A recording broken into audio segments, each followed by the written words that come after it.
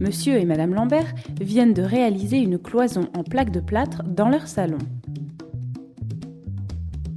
Une fois la pose des plaques de plâtre terminée, il est maintenant temps de passer aux finitions. La réalisation des joints permet d'assurer la solidité de l'ouvrage. La qualité des joints va également permettre d'éviter les fissures et la compatibilité avec tout type de finition. Peinture, papier peint, carrelage. Voyons étape par étape comment réaliser des joints pour une finition impeccable. Voilà ce qu'il nous faut. Un sac de mortier MAP Formule Plus, un seau d'enduit prêt à l'emploi Placomix Lite, des bandes à joints Placo, une bande armée. Et pour les outils, nous avons besoin d'un seau, un mélangeur et sa perceuse, un couteau à enduire fin, un couteau à enduire large, une cisaille et un platoir. Avant de commencer, les vérifications d'usage. Vérifiez le bon état de la surface à traiter et assurez-vous en particulier que les têtes de pointe ou de vis sont correctement enfoncées. Utilisez des gants pour réaliser vos découpes de la bande armée. Et enfin, pensez à protéger le sol avec une bâche en plastique par exemple. Voici comment ça va se passer. Nous allons commencer par préparer les supports en comblant les espaces supérieurs à 2 mm entre les plaques de plâtre. Nous verrons ensuite comment poser les bandes à joints en faisant attention aux angles. Puis viendra la pose de l'enduit de remplissage pour terminer par l'enduit de finition. Si vous constatez des espaces supérieurs à 2 mm entre les plaques de plâtre, il est nécessaire de les combler avec le mortier MAP Formule Plus, idéal pour les travaux de rebouchage. On prépare le mortier en suivant les indications sur l'emballage.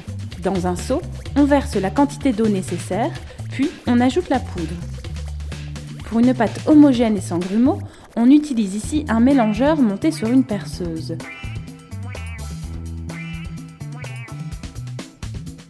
On nettoie ensuite le mélangeur à l'eau claire.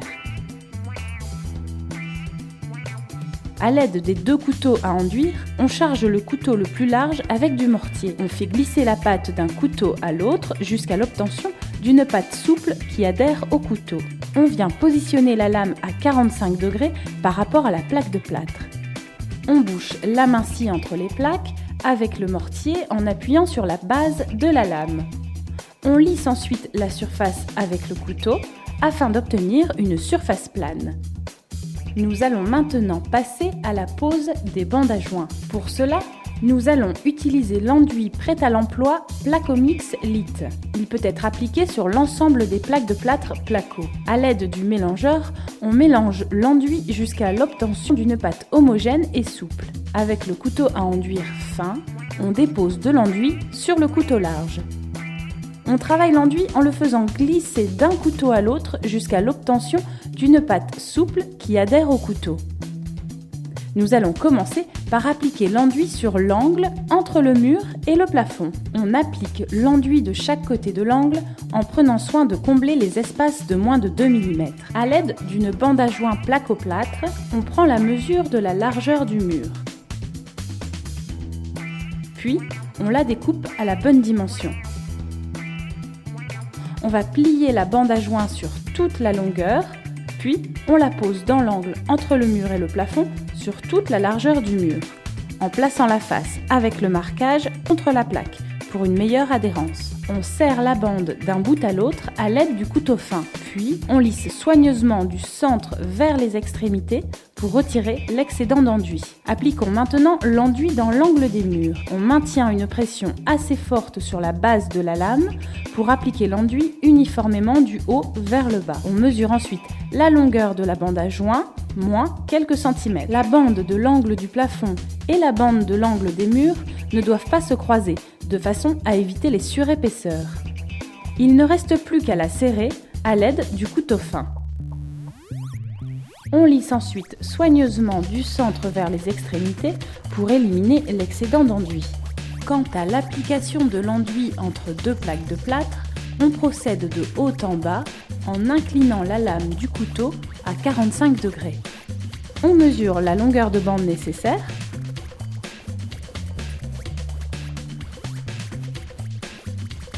On découpe et on pose.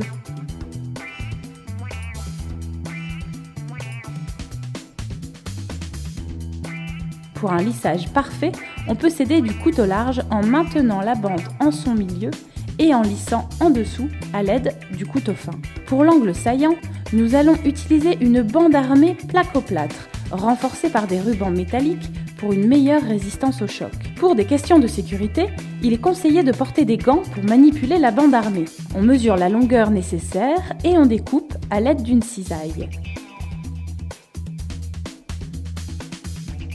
On applique de l'enduit de chaque côté de l'angle. On plie ensuite la bande en deux sur toute la longueur et on vient la placer sur l'angle, bande métallique contre le mur. Après avoir pressé la bande à la main, on termine de la fixer avec de l'enduit Placomix Lit. Puis, on lisse sur toute la longueur à l'aide du couteau fin. Une fois l'enduit sec, on gratte le surplus sur le plafond, les murs et les angles.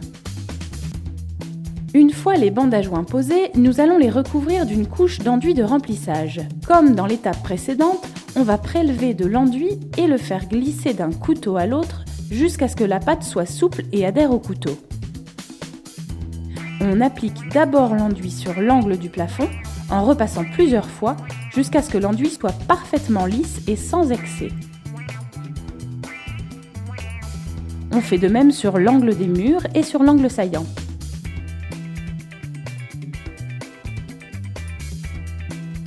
Après avoir laissé sécher la première couche d'enduit entre 12 et 48 heures selon les conditions climatiques, on va recouvrir par une couche d'enduit de finition. Avant cela, on gratte les imperfections sans trop appuyer afin de ne pas abîmer les bandes. On applique l'enduit à l'aide du couteau fin de chaque côté de l'angle du plafond.